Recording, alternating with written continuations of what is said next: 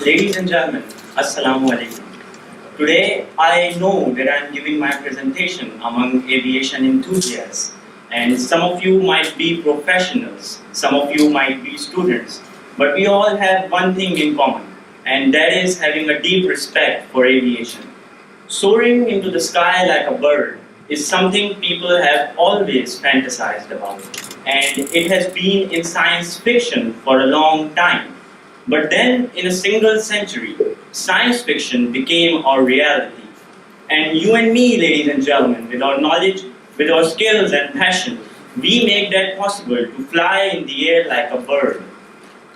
But that would be quite wrong to say like a bird, because we do it much better than birds. We fly much faster than them, much higher than them, and last but not the least, more luxuriously than they do. However, sometimes we do make mistakes, and when that happens, things goes horribly wrong, and the results are catastrophic. So today in my presentation, we will talk about air accidents. Back to the first. Air accidents, how they happen, what went wrong, and what could have been done to prevent those accidents. Now, it's hard to talk about the negative, but we've got to talk about it because life is part positive and part negative. We just can't ignore the negative. The correct approach would be to handle it. So, according to the National Transportation Safety Board, one of the most probable cause for air accident is human error. Now, of course, one way to do it right is to do it wrong. That's one way to do it right. But this doesn't apply to aviation industry. In aviation industry, there is no room for error. And when someone does make a mistake, hundreds of people die in the most frightening way possible. So if there is no room for error in aviation industry, how we cope up with that? And the answer is we learn from others people's experience. If an accident occurred, there is an investigation on that as to what went wrong and what could have been done to prevent those accidents. Now, to search for the wreckage of MS-370, it cost around $54 million. It is by far the most expensive air crash investigation in history. When US Air Flight 427 crashed near Pittsburgh, the search for answer took the National Transportation Safety Board 10 years to know the cause behind the crash. So why they invest so much of their time and energy into these investigations? Is it worth it?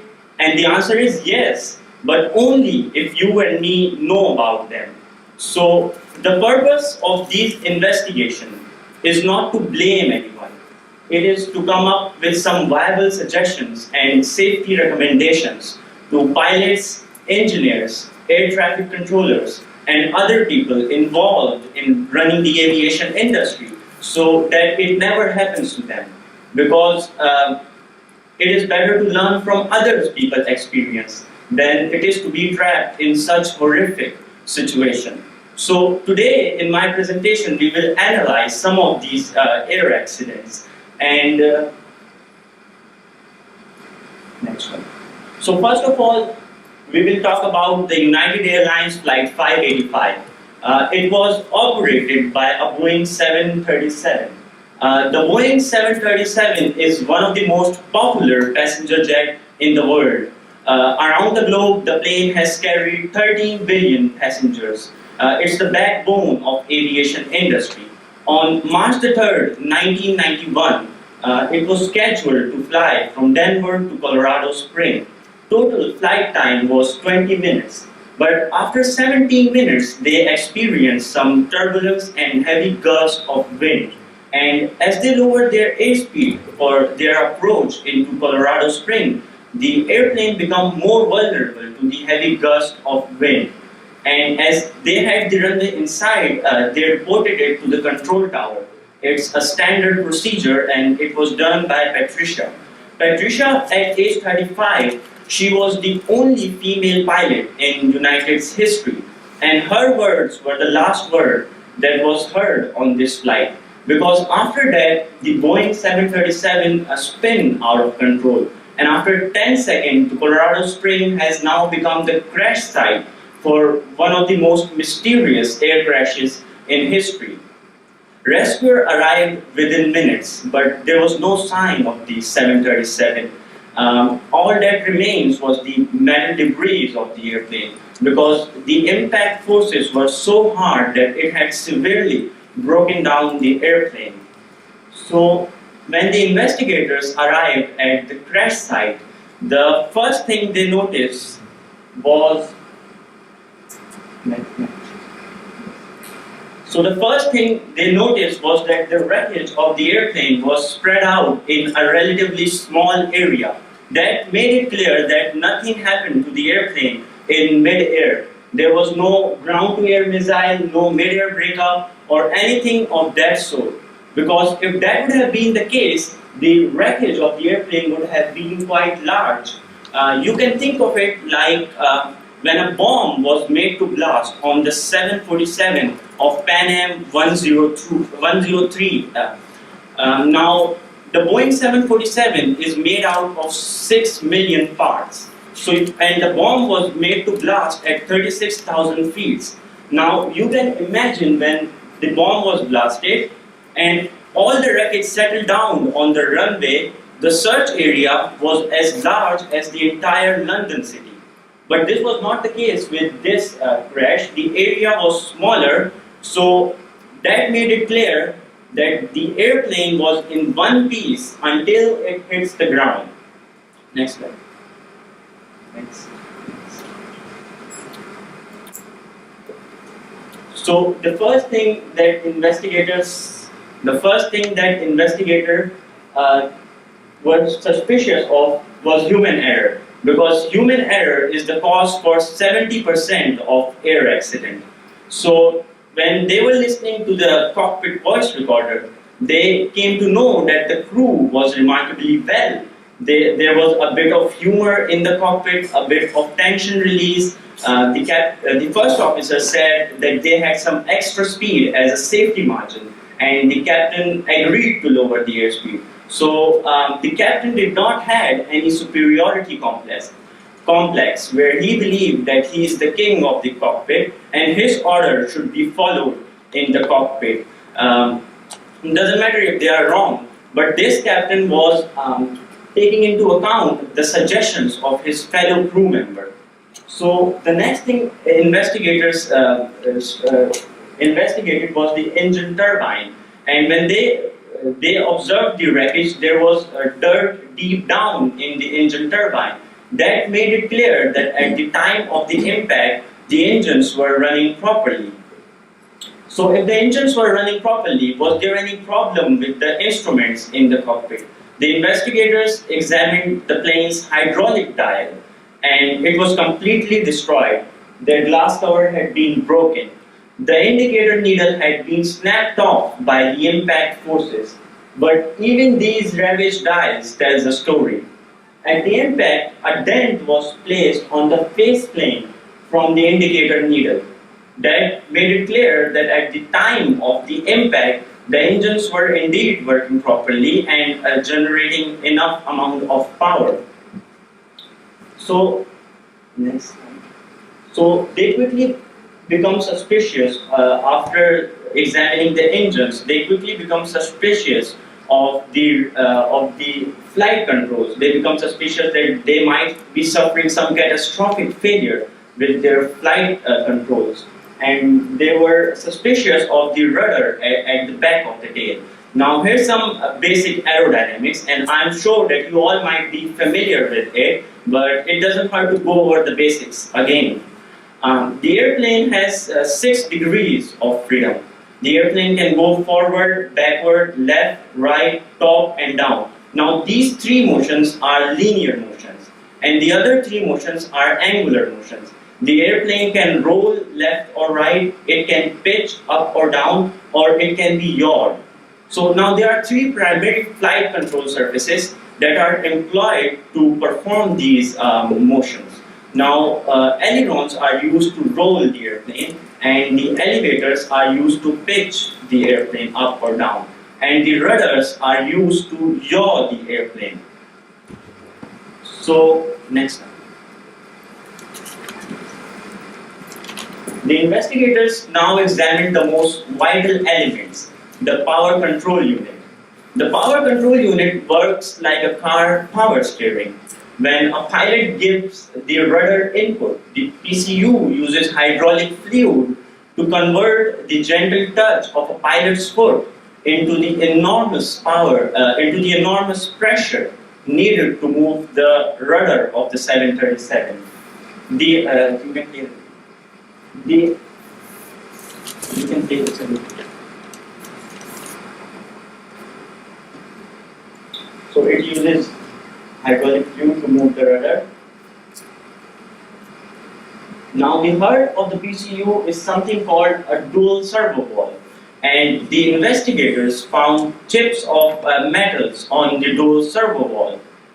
It's a disturbing find because if there are chips of metals on the servo valve, it could jam the servo valve, making it impossible to move the rudder. So they quickly send the servo valve to California for detailed testings. Next slide. So when they sent the servo valve to California for detailed testing, the lab report told them that filters are designed to keep the delicate chips of metal out of the delicate area, so which moves the hydraulic fluid and moves the rudder. So nothing else was found on the servo valve that explained such accidents. So it's been 2 years of its investigation, where investigators have examined the plane's engines, the instruments, and the flight controls. They were back to square one.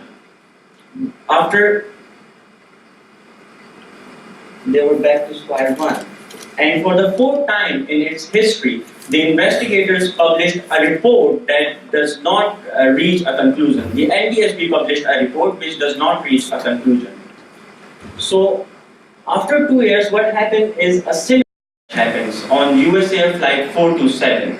And on final approach to Pittsburgh, a 737 rose to right, and after 10 seconds, it crashed. And nothing the pilot do seemed to have any effect on the airplane. So, in fact, they seem to be mirror images of each other. On final approach, the United Airlines Flight 585 rose to left, and on final approach, the US Air Flight 427 rose to right. So, the pressure on the NTSB to solve the investigation grows, as both the crashes involve the same kind of airplane, billions of dollars, and perhaps the airline industry was at risk. Because if there had been a 3rd accident with the same airplane, then the safety of this 737 would be at question. So they quickly sent the servo valve of this airplane for testing, and the results were the same as of the United Airlines Flight 585. They found chips of metals, and lab report told them that filters are designed to keep these chips of metal out of the delicate area. Next. It was a dead end for the investigation, like the previous investigation. So after that, next one. After these 2 crashes, the investigators finally found the break they were looking for. While at cruising altitude, an Eastwind airline flight 517 rolled to left, and after 10 to 20 seconds of an extreme left bank, the unknown forces let go of the airplane, and the airplane was level again.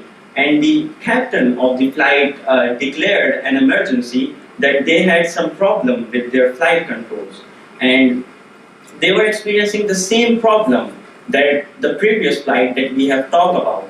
They had a rudder hardover problem. But this time, fortunately, they were able to land the airplane. But at this time, the investigators had a pilot to talk to and an airplane that was in one piece. Next. So they ran some tests and came to the conclusion of the longest air crash investigation. They came to know that under right circumstances, not only the servo valve of the Boeing 737 can jam, it can then function in reverse. So anytime the pilot tries to correct the rollover by applying the opposite rudder, the condition becomes more and more worse. So it's like if you are driving a car and you turn to right and the car starts to go left, you would only realize this mode of failure when you are off the road. And this is exactly what these pilots were faced with. Something so unusual that they did not understand what was happening to them. So sweeping changes were made in the aviation industry after this accident. The NTSB called for better training of the pilot to handle the rudder hardover and the rudder reversal. And they also instructed the Boeing to redesign the dual servo valve on every airplane. So Boeing spent hundreds of millions of dollars to replace the servo valve on thousands of airplanes around the world. So now out of United Airlines flight 585 and US Air flight 427, we have a much safer Boeing 737 fleet. So that's the end of the first investigation, and now we'll study the LAPA flight 3142. It was operated by an Argentinian airline called LAPA. Next. And on August the 31st, 1999, it was traveling from Buenos Aires to Córdoba. And there were 95 passengers and 5 crew members. So as they began their takeoff takeoff warning system sounded an alarm in the cockpit that they are not correctly configured for the takeoff. But the pilot ignored the alarm, and by then they had crossed V1. V1 is the maximum takeoff speed after which you cannot abort the takeoff even if the engine fails, because there simply isn't enough runway left for you to stop. So after that, the pilot tries to rotate the airplane after V1, but he could not take the airplane off the ground, so he decided to abort the takeoff after V1. But then it was too late. Trying desperately to stop, the jets overshot the runway, crossed through the airport fence, and killed people who were traveling in their cars on the road, and finally collided with a road construction machinery. There were 60 fatalities and 40 survivors who were severely injured.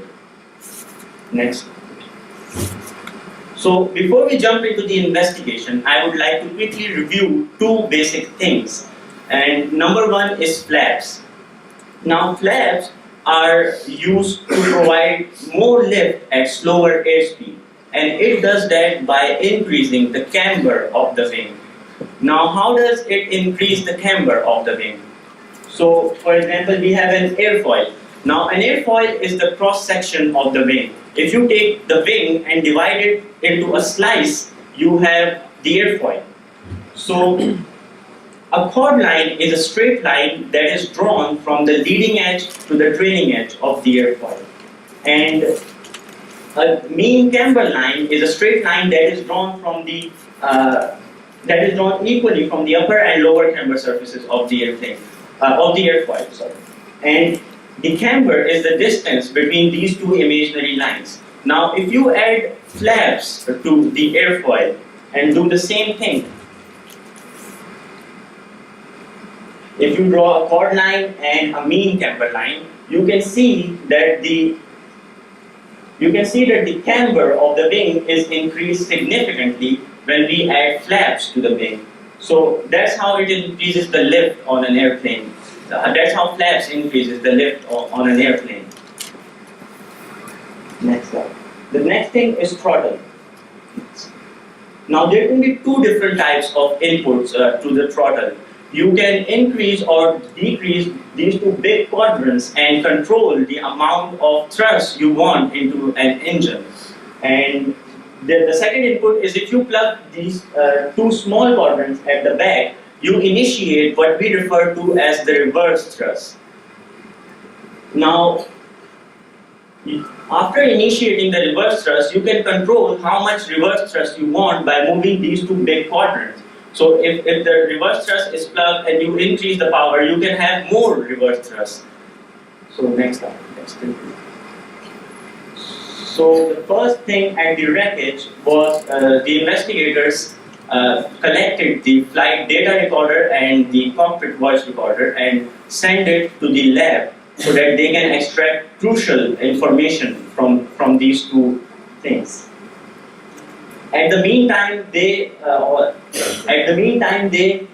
questioned themselves was the engines of the airplane were working properly, and the type of damage sustained by these engines. They came to know that the engines were indeed working properly and generating enough amount of power. So after that, they found two unusual things at the wreckage. They came to know that the thrust reversal of Lapa Flight 3142 was deployed. Now, the thrust reversals are only deployed at landing to slow the airplane down. Using them during takeoff could cause an enormous thrust imbalance, and that is not advisable. You would never use a reverse thrust in takeoff. So, and the next thing was that the Lapa Flight 3142 did not have extended flaps. Their flaps were in 0-degree position. So, investigators were astounded as to why the thrust reversers are deployed during takeoff and why did Lapa Flight 3142 attempted to fly without extending the flaps in the first place. And the answer to all those questions lied in the cockpit voice recorder. So as they were listening to the cockpit voice recorder, they came to know that the flight attendant and the captain, apart from being co-workers, they were good friends. And during the taxi, one of the flight attendants was inside the cockpit chatting with the pilots about what they are going to eat for their dinner, and they were talking about their romantic lives. Now, that is far and beyond what the pilots are required to do. The moment you start the engines, up until you are at 10,000 feet, you are supposed to have a sterile cockpit. And what is meant by a sterile cockpit is that you only talk about the operational procedures, you follow the checklist, and you are only concerned about the airplane and not your dinner. They were not even, by listening to the CBR, they came to know that they were not even following any checklist. They were relying on their memory. So the next thing investigators wondered was, now the airplane is designed to give you a warning to any mistakes a pilot could make. So the investigators wondered that the alarm system of this airplane was working properly or not. So as they were listening to the CVR, they heard the alarm loud and clear. And astoundingly, the pilots of Lapa Flight 3142 ignored the alarm and believed that their airplane was good to take off. Now, the purpose of these alarms is simply to tell the pilots not to take off. It was astounding that the captain ignored this alarm. By now, the cause of the crash was clear. It was human error. It all started with unprofessional behavior in the cockpit, which led to the not following the checklist. Now, following the checklist is something that's the basis of aviation. Whether you are a Cessna 172 pilot or a Boeing 737 pilot or an engineer, you always follow checklist. So that was a huge mistake that they made, and not following the checklist resulted them into forgetting about the flaps, extending the flap. They forgot to extend the flap. And then the fatal of them all, they ignored the alarm and crossed the V1. If they would have responded to the alarm, they could have easily aborted the takeoff, because at that time they did not have crossed V1. They crossed V1 after the alarm.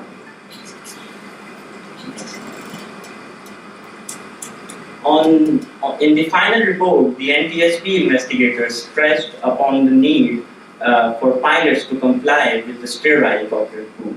a rule that restricts crew conversation to minimize distraction in the cockpit during the peak hours. That is when you take off and up to 10,000 feet. And investigators also called for better training of the cockpit crew to respond to cockpit alarms and be professional at their workplace. So with this, I come to the end of my presentation. And the only outcome I want from my presentation is, if there are this number of accidents till 2016, then this means that there are this many number of mistakes that we have already made. And what would happen if you repeat any of these mistakes that have already been done? The same incident would happen again. So what we can do is we can make a commitment to know about these accidents, and that is not only to the professionals working in the aviation, but also to the students of aviation, so that we never repeat the same mistake that have already been done. And you can read all the reports of these air crashes on the official website of the NTSB. Now, I appreciate your attention, ladies and gentlemen. Thank you very much.